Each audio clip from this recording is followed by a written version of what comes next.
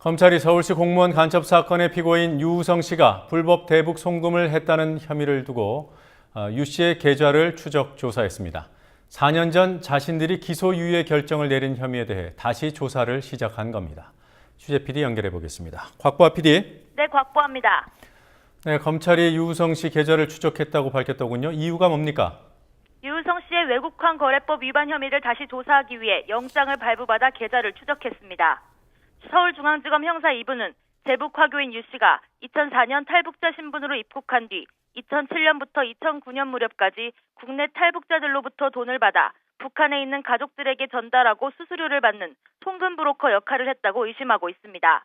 검찰은 유 씨가 중국에 있는 외당숙 국모 씨와 함께 1,600여 차례에 걸쳐 26억 원을 송금한 것으로 보고 있습니다.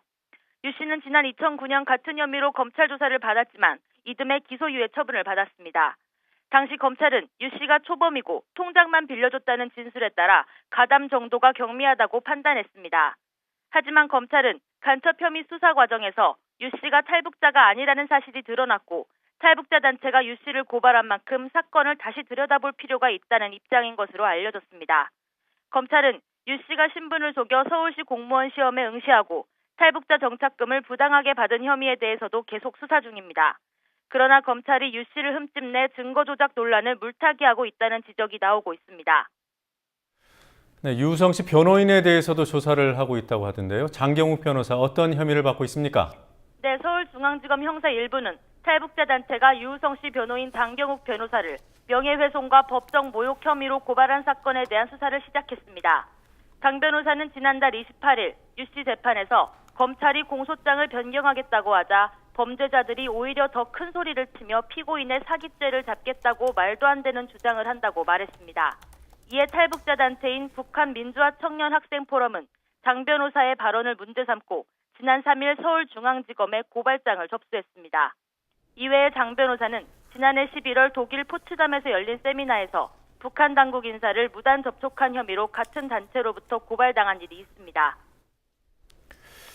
네, 또 다른 간첩 사건이죠. 조작 의혹이 나오고 있는 직파 간첩 홍모 씨 사건. 오늘 첫 번째 공판이 열렸더군요. 어떤 얘기가 나왔습니까? 네, 서울중앙지법 형사합의 26부 심리로 열린 홍모 씨에 대한 1차 신문기일에서는 검찰과 변호인이 재판 공개 여부를 두고 설전을 벌였습니다.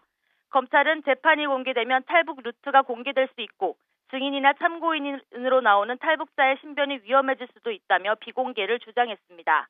반면 변호인 측은 국보법 사건을 다룬 비공개 재판에서 검찰이 허위 증언을 이끌어내거나 위조 문서를 제출하는 등 문제를 일으켰었다며 재판 공개를 주장했습니다. 홍 씨도 신변 보호를 위한 가림막 설치 제안을 거부하고 얼굴을 공개하는 데 동의했습니다. 검찰은 홍 씨가 2012년 5월 북한 보위사령부에서 공작원으로 파견된 간첩이라며 지난달 10일 국가보안법상 목적수행, 간첩, 특수잠입 혐의로 구속 기소했습니다. 그러나 민주사회를 위한 변호사 모임 민변은 홍 씨가 국정원 합동신문센터에서 조사받을 당시 간첩 혐의를 허위 자백했다며 이 사건도 조작됐다고 주장하고 있습니다.